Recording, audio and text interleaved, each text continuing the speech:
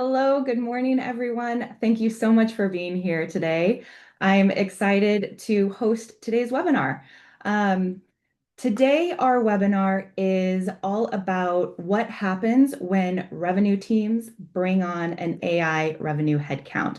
I'm very excited for the use cases that you're going to hear about today. You're going to hear from the head of RevOps at Oyster and the head of go-to-market analytics at Cresta, who have been using an AI revenue headcount to support their work. I know you're going to find their use cases very interesting. All right, before I invite them out to join me here, I want to cover a few housekeeping items. First of all, we are recording today's session. This question always comes up, so I always want to answer it at the beginning. I will share the recording with you via email in a day or two, so watch for that email coming from me shortly. Now, I also want to call your attention to the fact that today's attendees are almost entirely operations and sales leaders supporting revenue teams. These are your people. So please take advantage of the opportunity to connect with one another. I encourage you to head over to LinkedIn, grab your profile URL, and put it here in the chat. This is a great way to grow your network of people who have the same professional interests as you. They probably have similar challenges, similar joys, um, business interests, frustrations as you, and so you should know each other. Please take advantage of that opportunity. While you are in the process of doing that, I also want to call your attention to the feature bar below. You've all used Zoom. This is Zoom webinar. This should look very familiar to you. Take note that you have the chat window. You can use that to share with one another. You can use it to share your reactions during the webinar, and I welcome you to do that. But if you look a little bit over to the right, you're also going to see a Q&A button. I welcome you to use this at any point to ask any questions for our speakers or for Vaughn, the host of today's webinar, as the webinar goes on. I will try to make sure we answer all of your questions during the webinar, but if we don't, if we run out of time or if it doesn't fit into the moment of the conversation, I always write up a blog post after the event and include answers to the questions that pop up in Q&A. And I will send that blog post to you along with the recording after the webinar. So please use both of those features today. All right, let me take a look at my notes and see what else I needed to follow up and chat with you all about here. Okay, it is time for me to make introductions. First, I'm going to introduce the host of our webinar, or the sponsor of our webinar, Vaughn, and then I'll introduce our speakers. So Vaughn is a fairly new product. Vaughn was created by the team who brought you Rattle, for those of you who know Rattle. And you can think of Vaughn as an AI headcount that you bring onto your team who you can delegate tasks to. And the reason that this works so well is because when our users first start using Vaughn, they connect Vaughn to their revenue data. This is structured and unstructured data. It could be CRM, email, calendar, data warehouse data, wherever your revenue data lives. And the first thing that Vaughn does is goes away and spends a few days creating a knowledge graph or a context graph of your business. And what this means is when you begin to give Vaughn tasks, it already knows your business and it can operate as a tenured employee. It's really cool to see in action. I'm excited for you to hear some of the use cases that you can use with Vaughn through Sonia and Ted shortly today. I also would love to give you an offer today that if you, during the webinar, at any point decide that you would like to learn more about Vaughn, you know the obvious ways to go and request more information, our webinar, our LinkedIn. But you can also today get a one-on-one strategic discussion with our CEO to help you think through your AI strategy and whether or not Vaughn fits in with it. So I encourage you to take advantage of that today. I'll be sharing his Calendly in the chat here later, and that's one way that you can get that strategy session scheduled with him. All right, now I would like to introduce our first speaker. The way that today's webinar will work is, first of all, we will have Sonia, the RevOps leader at Oyster, join us. and she's going to share some use cases for how she has been using an AI headcount on her team. Then you will hear from Ted, who is the go-to-market analytics leader at Cresta. And then we'll be joined by Sahil, the CEO of Vaughn and Rattle, who will manage a Q&A session, a fireside chat with our two speakers. So with that, I welcome Sonia to the stage. Sometimes it takes a few minutes for our speakers to join. There we go. Hi, Sonia, welcome. Thank you for being here. I think you're on mute, so be sure you click that unmute button. Absolutely. Thanks. Hi, everyone. Thanks for having me here. All right, take it away, Sonia. I'm so excited for you to share your stories and your use case with our audience today. Yeah, so just a quick introduction. I'm Sonia Kozlowski, and I'm the Senior GTM Operations Manager at Oyster.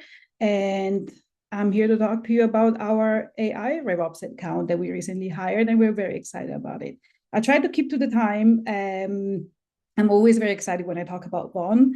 So hopefully I will be to the point, and I'm very pleased to be speaking with my peers and to also take you through the journey that I went through, which starts from a mental shift, I believe, from having your normal headcount and then considering, hey, what if AI here can give me an extra help? So first of all, I would like to take you through my journey, basically, and I guess it's a journey of many of us. When you kind of realize that all the CRM fields or the nice structured data that you have in your CRM and in different tools might no longer be enough. When you realize that there is a lot going on, but the information that you have might be outdated or might be not filled in on time or might be restricted to a set of values that you've set up years ago. And what I realized is that I definitely needed more support. I needed more information, more data. And these fields were not giving me everything that I needed. And I needed more. And I needed the context where things were discussed, where interaction happened with prospects and customers. And this is something that kind of was blocking me from understanding the full picture. And understanding is my next point. I think we all went from building the coolest reports and dashboards in different platforms, but reporting is kind of different from understanding. And I feel that with a mental shift, we can reach a different level, which help us understand what the reality is.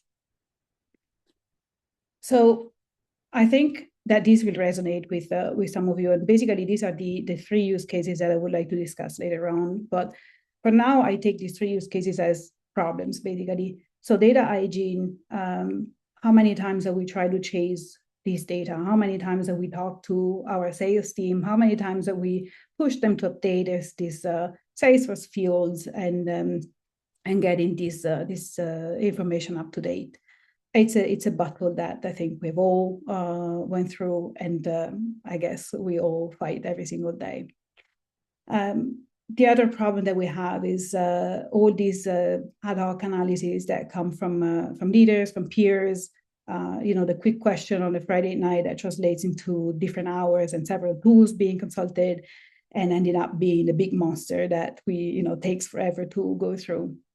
And the other part is the forecast, and how much time we spend in debating the forecast. Is it in commit? Is it in best case? Is it not yet there? Instead of going straight to the point and to what really we need to validate.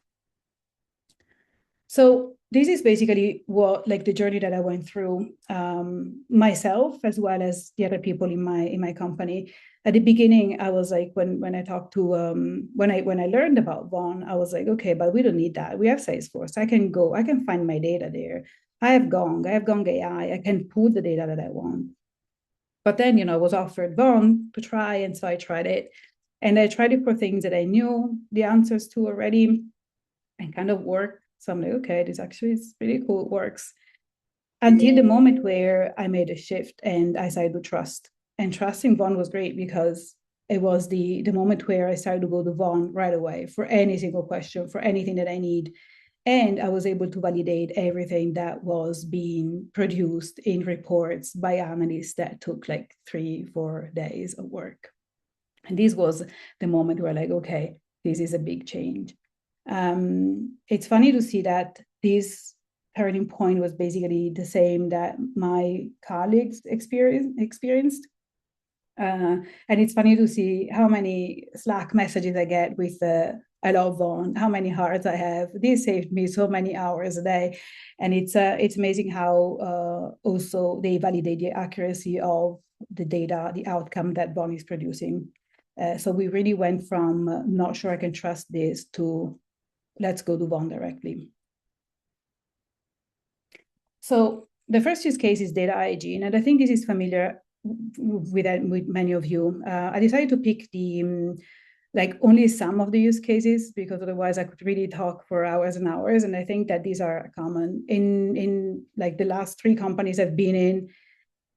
I think I've mentioned the sentence that if it's not in Salesforce, it doesn't exist.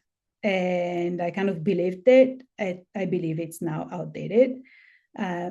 What Salesforce is a repository where I can put fields, where I can trust that sales executive will update the information there. But what exists is the customer interactions. So it's not the Salesforce field, the source of truth, but the emails, the calls is what becomes the truth. So if it's not in Salesforce, it might still exist. Our reps talk to customers and prospects every single day. They update Salesforce once a week if we're lucky. So I think we need to shift our minds from this thought. Let's focus on what is a real source of truth, and this has changed. And what I've seen is that we have been optimizing Salesforce fields, values, pick lists. Should it be single? Should it be multi? Should we put validation rules? What else can we do to have this data hygiene? And I never managed to fix it. And I don't know how many people have fixed this, how many RevOps leaders has fixed this without impacting the efficiency of the sales reps. And I'm really, really extremely happy to say that I finally fixed it. And how did I fix it? Basically by doing nothing, just by plugging a system that is connected to my source of truth. And this is a very rewarding moment. Hey, Sonia, how long did that take you? To plug in Vaughn. No, to get to that, you just said like what I did was nothing, but how long did it take you from getting things set up, changing your mental framework, changing where you went to give the task to, whether because previously you were saying it was Salesforce, then you said you started giving the task to Vaughn. How long did that change take you? I think a month and a half, maybe. Interesting. Thank you. About that. Okay, so in this use case, I kind of touch into use cases. One thing is getting a simple question. So a simple question could be anything. Could be from the sales leaders, could be from legal, could be from many of your colleagues, and you find out that it might require to go through 4 or 5 tools and taking 2-3 days of work, and that's the truth. This happens, and we've seen it many times. With Vaughn, we just plug in the question. You go back a few minutes later, you get your answer, and you can share with whoever has asked you, and you can trust that the answer is accurate. Of course, it did take me a little bit of time to set up Vaughn the way it worked for me. We know how to use AI. We know how if you don't put the right prompt, you don't get the right output. What is nice about Vaughn is that if something didn't go right, if I didn't get the answer that I was expecting, I have trained the memory. Vaughn has a very nice feature where you can basically teach how your org works. And so Vaughn picks up on that, and then you basically have the outcome that you want based on the way you set up your business. And that works for many industries, many different setups, because it's up to you to customize it. One of the bigger use case for me is collecting product feedback from the sales team, which is huge because it happens in different ways. It happens via email, via phone calls, all these meetings. And there is, like, it's very difficult to collect feedback from prospects, from the SDR team, feedback from sales executive, customer success managers.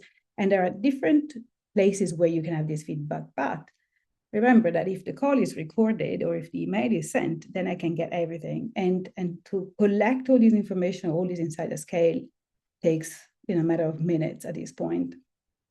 What is nice is that we can inform our product team and explain what needs to be prioritized and why. We used to send messages to the product team with a snippet of the gone call, and it depended on who was the loudest to basically get the product. Obviously, I'm talking about some exceptions here. We have our nice roadmap and everything, but to validate a roadmap, to validate a priority, sometimes you don't have the luxury to run the whole analysis more than once a quarter. Again, with Vaughn, this is a very quick validation that we can do in a matter of hours. And what I like to focus on as well is the word loop, because providing feedback to the product team is probably something that we finally have a good way, a solid way to do. But how about when the product feature is delivered? How do we go back to all the customers that churned, or the prospect that did not become customers because of that feature? Are we going to go through all the lost reasons? What if it was a single pick list and we didn't capture that exactly? So this is a way where we can ask Vaughn to give us a list of all the customers that we lost. We can go back to them and we can actually materialize some more revenue. Another problem that Vaughn solved, very happy. And the last use case would be the forecast accuracy. I always say that forecast is basically based on opinions of the sales executives. Sometimes sales executives have a bad day and they do not commit on the deal, but my business cannot rely on a bad day of a sales executive. So we need to validate that opinion against the reality. And Vaughn allows me to do that very quickly because it's, again, everything is documented. I'm now comparing everything that my sales executive put as commit, and I'm validating through what Vaughn believes is commit. And so what we can find is basically the mismatch. And our forecast call, we can focus on the mismatch. On the deal review, the managers can focus only on the mismatch. And the results is that the forecast changes do not happen as often as they used to happen because we are more confident with the numbers that we call. And also we reduce the need to go through every single deal because we can only focus on what is actually not matching. So again, in terms of number, less changes, and in terms of time spent, a great deal of time being saved. Now, I hope this resonates with you, and I would like to leave you with a question. That's a question that started my whole journey, and which is basically, what would break if you stopped relying on your CRM data as a single source of truth? And I guess, for some of us would be a lot if that's actually all we have. But I am pretty sure that we have more than this. And so I would like for us to take a moment and think about this and see if there is a possibility to hire an AI headcount in your team as well. Sonia, what an interesting question. Thank you for posing that. I invite the audience, as we're changing between speakers here now, I invite you to answer this question in the chat if you're willing. I think it'd be interesting for us to all think together about Sonia, would you ask your question again in your words? Yes. What would break? What would break if you stop relying on your CRM data as your single source of truth? Interesting. Yeah. So if you're willing, share in the chat what would break for you. And if you would like to connect with Sonia, if you have any questions, Sonia, I assume you're happy to build your network of people as well. So Sonia, I think we're ready to switch to our next presenter. If you would go share your LinkedIn URL in the chat, and all of our audience today, I welcome you to connect with Sonia. All right, as we're making this change, I'm going to invite Ted to join us. And audience, please, I'll invite you all again, if you haven't already, share your LinkedIn URL in the chat. If you would like, share your answer to Sonia's question, and we will move forward with our next speaker. Hi, Ted. Thank you for joining us. Hello. Thank you for having me. It's wonderful to be here. I see a few Cresta folks in the chats here. I appreciate Yeah, you're y'all getting coming. some love. Um, Thank you again, Vaughn, for having me. But more importantly, thank you for making this product that has saved me a lot of time over the past few months here. So I'm going to take a second and walk through kind of similar to what you just saw, some use cases that we've used and kind of my advice for using an AI tool like this. All right, so I'm going to start with what are my main problems. As you may have heard at the very beginning, I run the GTM Analytics team at Cresta, so I'm responsible for all the data, accuracy, reporting, strategy that comes from it within the RevOps function at Cresta. And so some of the big problems that we face, number one is end of year, end of quarter chaos. I'm sure a lot of you feel this. If you're on the sales side, you feel it actually at the end of the quarter, end of the year. If you're a data person, you feel it actually immediately following that because everything's all wrapped up and they're all relaxing. And you're going in, you're doing audits, you're doing reconciliations, you're messaging people to go fix things, uh, um, you're doing end of quarter internal reporting, you're building out the board deck. And then I also do a pretty large QBR at the beginning of each quarter, kind of looking at what are the big topics that are hitting the GTM team right now? What's working well? What's not working well? How do we improve it? How do we need to change strategy? And so it's quite a busy time, probably 2 or 3 week period at the beginning of each quarter. That can be hectic and was getting difficult without the help of something like Vaughn. The second is growing pains, being at a growing startup. As the company continues to grow, so do the number of employees, the number of new managers, the number of requests on reporting and dashboards that might be coming in. And we need to find a way to scale that's not growing at the exact same speed as the rest of the company. And so our team is me and Josna, who I think is also here. It's just the two of us, and there's a lot of requests coming in, and we need to figure out how to handle them all in a quick way.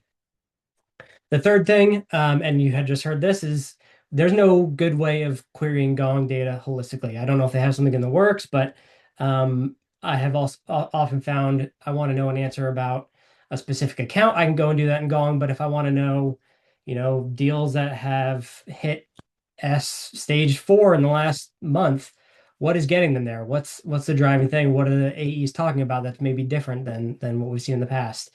And so there was no good way of holistically querying Gong to get that knowledge to me unless I, read through a whole bunch of transcripts and did it myself, but that's a pain. So those are the big problems I'm facing, and then I'm going to go into kind of the use cases that have helped address them. So the first use case I'm going to go into is my quarterly business review, and then I'll talk about how I use Vaughn kind of as a Slack first responder for me. All right, it's pollen season here, so I'm drinking some water. All right, so the first is the quarterly business review. The way I structure this session, it's about a 2-hour meeting where I'm presenting to GTM leadership.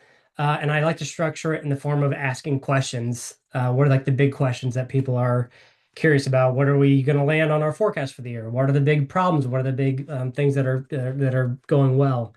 And so it actually queues itself up very well for asking an AI agent on how I'm going to answer these things. And so here are 4 specific. There are many more questions that I asked, but these are some of the big takeaways of what I built using Vaughn. One is a forecast. So as we started our year, and in previous QBRs, I would often, use a coverage analysis to determine roughly where are we going to land for the quarter and maybe next quarter. But what gets hard when you're quickly growing business is kind of extrapolating that out to 3 and 4 quarters out. Our finance team obviously has their own model and forecasted where we're going to land for the year, but I went in and kind of pushed Vaughn to see where it thinks we will land. And so after a few back and forths and adjusting some assumptions, making sure I understood what our growth plans roughly were from like a pipeline gen standpoint, I think it landed within like 5% of where the FP&A model built out. And so just one of those aha moments of like, okay, this thing knows what it's doing. It actually got really surprisingly close. I had to feed it a bunch of data, but like it really got me close. And it's kind of a good way to view, oh, this is a second methodology of landing on a very similar number. So it makes me feel that number is attainable. The second's renewal analysis. You just heard before us from Sonia about how they're looking at Gong transcripts to try and understand what might be driving churn or downgrades and renewals. We're in the same situation, when we have a customer who downgrades or churns, we've got a pick list. Someone goes in and picks a reason, and then they have like a little note section, and that's great and all, but at some point they're probably not going to give you the full story, or not everybody's going to give you the full story. And so being able to say, hey, here's a report of all of our downgrades and churns. Can you go look at these, take a deep dive into the last 6 months or year of conversations, and help me determine what was the actual primary driving factor? And then take it a step further and tell me what are the strategies I should put in place so I can actually start to address this. That's extremely powerful and something I've not been able to do before. A similar view here on the competitor analysis is looking at deals that we've won and lost recently.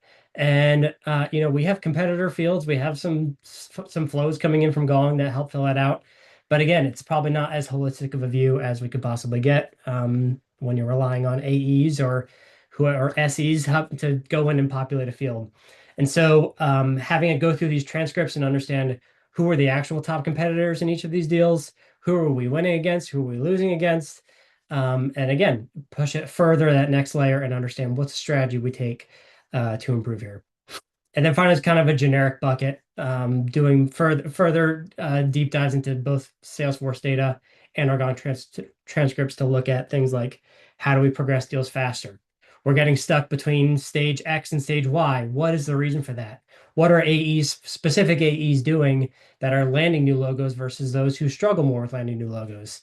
And so you can like really give it all sorts of data sets and push it, and see what sort of analysis it can get you. So I can tell you this year I had a very tight turnaround for all my end of year things, and it would not have been possible to do the QBR along with everything else at the end of year, end of quarter if I didn't have this in place.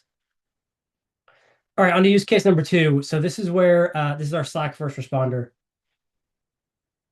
We have a like RevOps Slack channel, like probably a lot of people do internally, where we get tickets from people, CSM saying, hey, I want to look at usage data, or an AE wanting to like understand something about an account.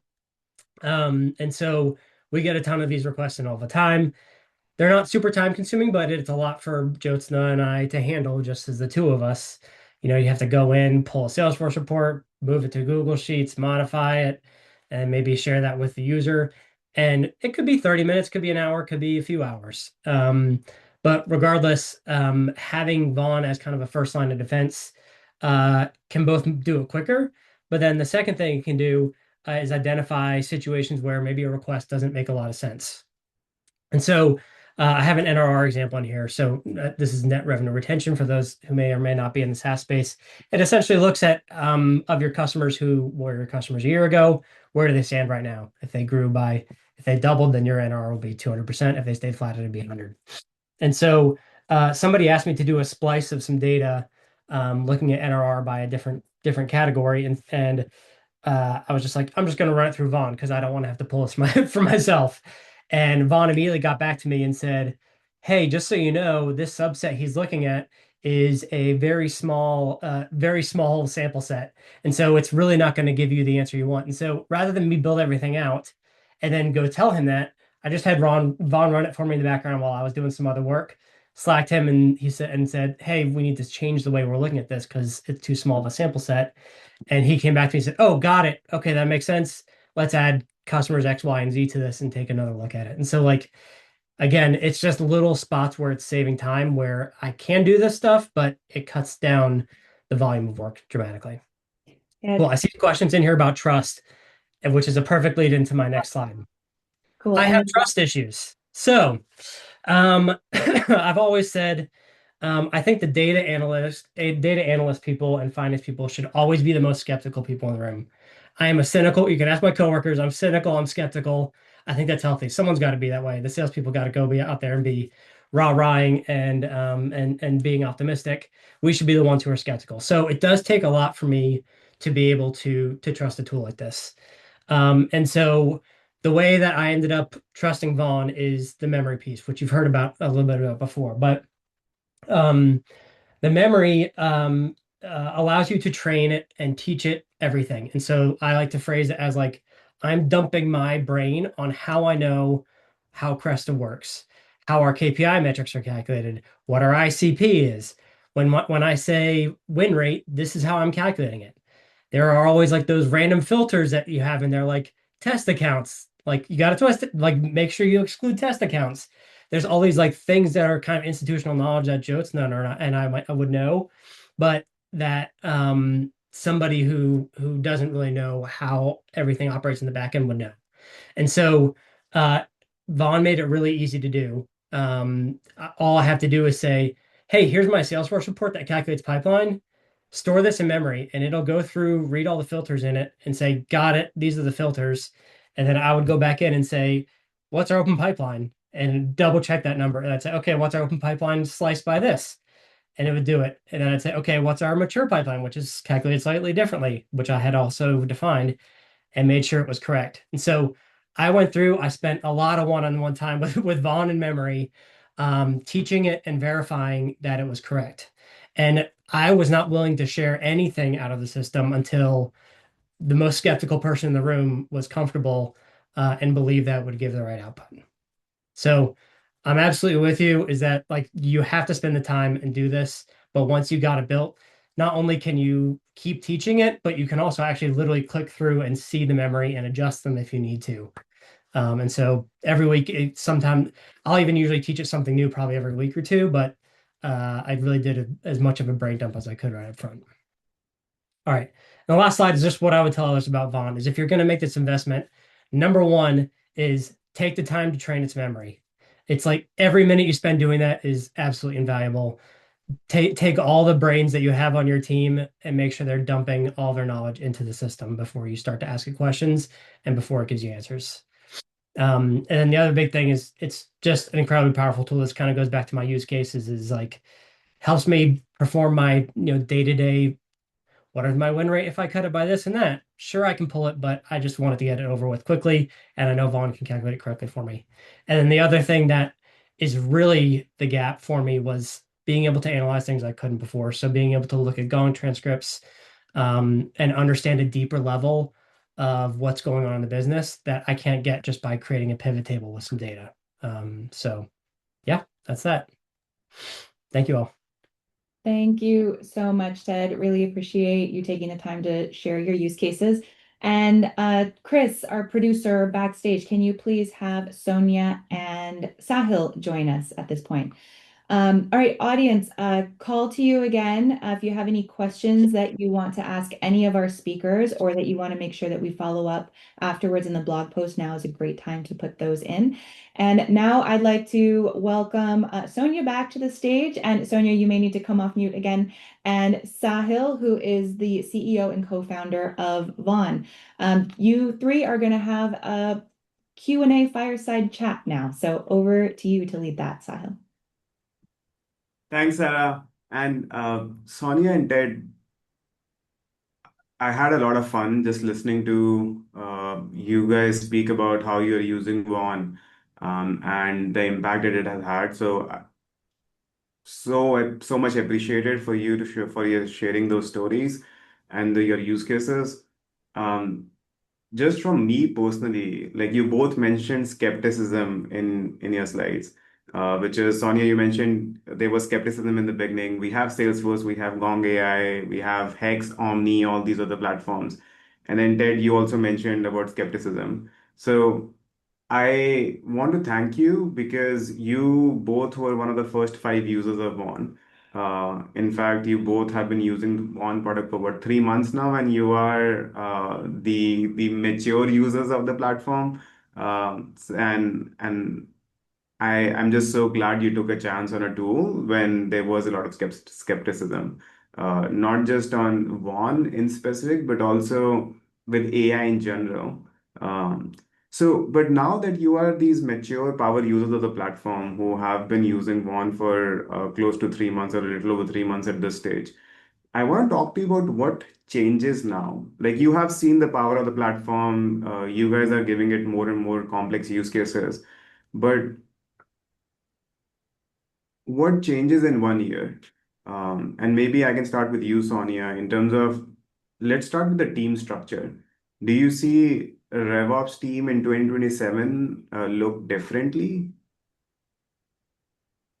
That's a very interesting question. Well, it's a question that we actually ask ourselves as well. When we talk with all the analysts that spend these days running these reports and coming up with analysis. I think that the way I see it is I would like to spend my time and our time in thinking, taking the data to strategize the next step. So I don't need to spend all my hours coming up with a report and pulling the data and try to understand it, put it together. I have that already, which means that I can actually use that time to strategize it.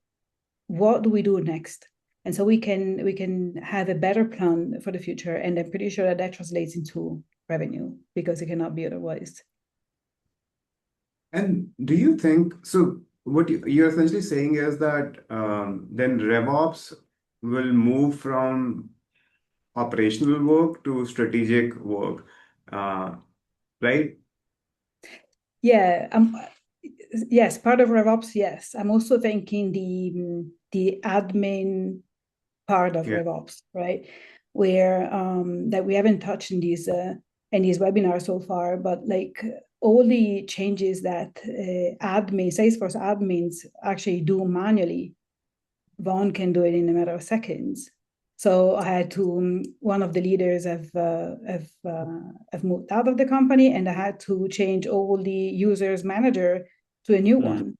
And that, it used to be one by one, going to that, edit, changed, done, save. And now it's something very quick. We're looking to campaigns. There is a lot that GTM Ops itself uses for. So it's the strategy part is one, the analytics part is one, but also when it comes to building rules, adding fields to Salesforce, one does it all as well, which was really kind of shocking for us in a good way. And that had us big time. And it means that we can give more of what is needed rather than spending time updating the manager's name. And no, that's really insightful. Ted, what do you think changes in the go-to-market analytics or RevOps org? Yeah, I think that's pretty spot on. I think the other day I was chit-chatting with Vaughn about an idea of something I wanted to build. And I was like, oh, do you want me to just build this flow out in Salesforce for you? And I was like, oh my gosh. They like told me how I was going to do it. And I was like, this would be great. But I reached out to our systems person. And I was like, we should probably do this in Sandbox before we push this to prod. But so I think you're exactly right. Is it like it removes that layer of having to spend so much time clicking buttons. And it moves up how quickly you can take action. I'll say like another thing that I've noticed recently is because now I trust the tool, when I'm in a meeting, I'll come up with an idea, and instead of having to go away and say, all right, I'll go do this analysis and get back to you, I'll usually just have Vaughn open in a side window, put in my little prompt in there, and spit it back out. And so like I'll give you a recent example. As I was in a meeting with somebody looking at pipeline gen numbers, and I said, are there any, I want to see, are there any deals that are in the open pipeline? And it goes back to your forecasting thing. Are there any deals that were generated recently where there's gong evidence that we are under forecasting how much this deal is? And I think it ran in like 3 minutes, and it looked through these deals and gave me an answer on what like the biggest gaps were. And so we reached out to those salespeople and did that. And so like what it allows things to move much quicker and for you to be more strategic, absolutely, rather than have to waste a bunch of time having someone go pull a report manually, go reach out to people. It just allows you to be more strategic and act quicker. When I speak to a lot of people, I get usually two questions, and I want to ask you those two questions. The first is about then what is bad about one? Like this all sounds really good. In fact, this all sounds too good to be true. Now, like when I say this, people don't believe me, but hopefully people will believe you. But then what is the negative about one? I'll go first. I think if you were to give this tool broadly to people, I have always been a little bit concerned about this, is if I give this tool out to anybody in our team to use, are they going to understand the underlying data and be able to query it in the correct way? Do they understand how all of our data is structured, um, and and will be able to get the right result from it? My fear is if I give it to someone, they'll ask something, they'll say it'll recommend something, and then it'll send them down the wrong path because they didn't understand our data is set up in a certain way, and you need to filter out X, Y, and Z, or you should only be looking at deals that are in this sort of category. I don't know. I think it could open up and lead to the wrong information if somebody who is not critical of the responses it's giving back are correct. I know how to query it, and I know how to say that doesn't look right, and I can push back on it. So it's not like it gives the correct response the first time every time. It takes someone who understands the data, understands what the operations of the business are, to be able to both ask and Yeah. interpret that the answer is correct. But it can do it much quicker than if it's somebody then you're doing it on your own. Does that answer the question? Yeah, it does. And Sonia, before I ask you, just very quick follow-up, which is how do you think we can solve for that as a product company? Yeah, I think it's tough. I've thought about this a bit, and like I think part of it requires enablement, but it's not going to be something from Vaughn. It's going to be like something from internal of like, if we're going to allow people to come in here and ask questions, I need to be able to teach them and have them understand our data structure before they go in and ask a bunch of Mm, questions of it. So I think part of it is enablement on our side, and then also like a standard set of like questions of like, here are the top questions that people are asking that they're interested in. And if you want to slice it by this way, you can do this. I kind of like an easy mode of it, of like, mm. here are things that we know it will give you a correct response on and that you can play around with. That way it's not quite so open-ended and can't lead to as many hallucinations. No, that makes sense. And Sonia, what is bad about one? Well, when Ted described his use case, I kind of agreed, and I had that in mind as well. However, we did I put together a Google Doc where I just to help the managers get started, and so what like Vaughn understands and what it doesn't understand yet because maybe it has not been trained yet, or maybe it's not yet connected to our Snowflake, so we cannot talk much about customers yet, and so on. Mm, But also, you guys released also another feature that was very handy, which is a command. So once you basically put the question the right way, and then you tell your managers that you just need to, just type the word forecast, and then you get the results that you want, and you know exactly what Vaughn wants to know. So I think you've done it already good, a good fix there. I don't know. I mean, I hate not to know the answers to questions, but I I don't know what to tell you. I have some users that, as I shared, would like to do a lot more changes all at once in Salesforce, but I think it does take time. So right now we're processing by batches of, I think, 30 records at a time. We would like to see that expanded, but I would, it's far from calling it bad. I think it's just a quick improvement that I know you guys are really working on. No, I know that we are at time, and I would want to hand off to Sarah. Just one last thing, which is Vaughn is uh, what, 3.5 months old at this point, so 15 weeks, and it's been out of beta for 6 weeks, 7 weeks. So it's fairly new, and we are learning new things every day at this point. We are learning use cases, we are learning human reactions to one, going from skepticism to love, but also going from, oh, like something that I used to spend days or weeks on can be done in minutes. Then what do I do with my time? And we are seeing how this changes team structure, headcount planning, budgets. So it's all very new for us as well. And I think my understanding of one will be very different in a year than what it is now. And I'm just so glad to have you both on this journey with us and pushing the boundaries with us. So thank you for sharing with everyone on what it means to be a headcount. There is a lot of AI noise out there, and hopefully you were able to cut through some of that for our audience today. Sarah. Thank you, Sahil. Thank you, Ted. Thank you, Sonia. Really appreciate you being here today. Audience, thank you for joining us. Watch for those emails from me that will have links to the blog post, links to the recording, and we hope to see you next time. Bye.